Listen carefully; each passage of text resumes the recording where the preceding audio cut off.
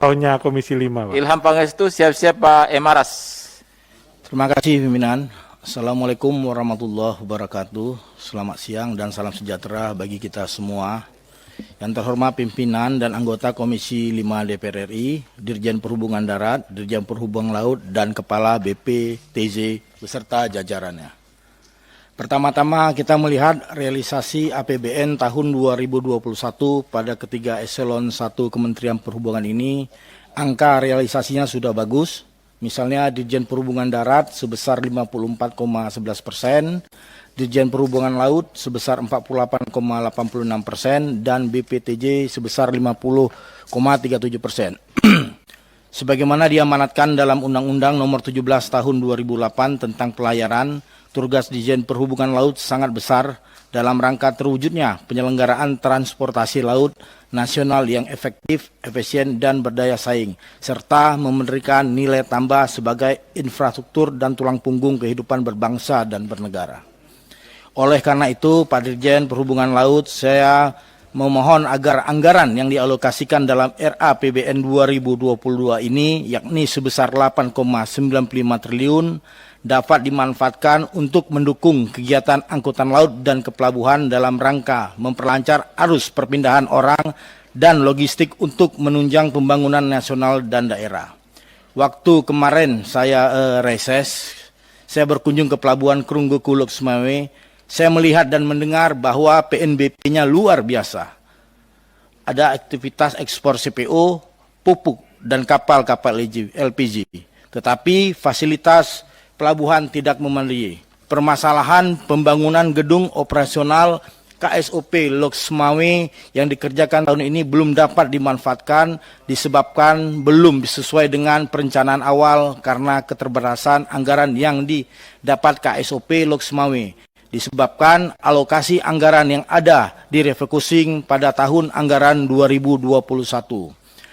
Saya minta kepada Pak Dirjen agar di tahun anggaran 2022 perlu dilakukan pembangunan lanjutan gedung operasional KSOP-nya dan juga pengadaan sarana prasarana dalam rangka menunjang kegiatan kepelabuhan di Lok Sumawe.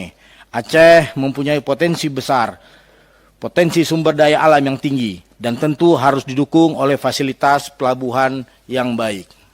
Terima kasih. Dan untuk Dirjen Perhubungan Darat, kita melihat ada BPTD 1 Aceh dan permasalahannya, Pak. Saya gambaran umum Provinsi Aceh dengan luas wilayah 57.996 km persegi dan panjang jalan nasional 2.102 km terdiri dari 23 kabupaten kota dengan karakteristik wilayah daratan dan perairan serta kepulauan yang terletak di Samudra Hindia.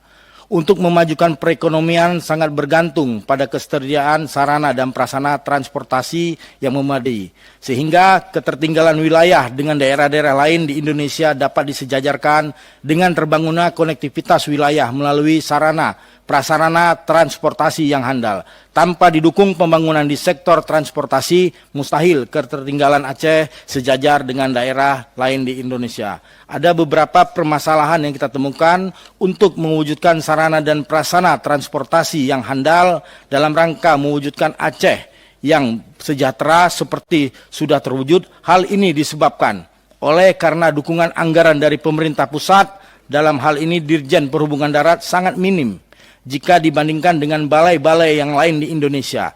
Hal ini dapat kita lihat dari pagu indikatif tahun anggaran 2022 sebesar 44.134.798.000 rupiah. Angka ini paling kecil dibanding dengan balai-balai lain yang di wilayahnya lebih kecil. Bahkan jalan nasionalnya juga tidak panjang jika dibandingkan dengan Aceh. Sebagai contoh, luas wilayah Provinsi Aceh adalah 57.956 km persegi dan panjang jalan nasionalnya 2.102 km. Jika dibandingkan dengan Provinsi Sumatera Barat yang luas wilayahnya 42.000 km persegi dan panjang jalan nasionalnya 1.448, tetapi mendapat alokasi anggaran pada pagu indikatif sebesar 86.741.697.000 rupiah. Dari data di atas bisa dilihat bahwa ada ketidakadilan dalam pengalokasian anggaran Dirjen Perhubungan Darat. Apakah ada partisipasi daerah Aceh untuk Indonesia? Ada.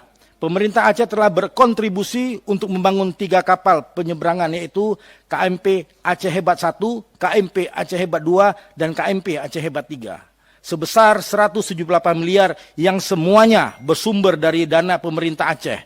Seharusnya Kementerian Perhubungan dalam hal ini Dirjen Perhubungan Darat dapat melihat ini sebagai bahan pertimbangan dalam mengalokasikan anggaran.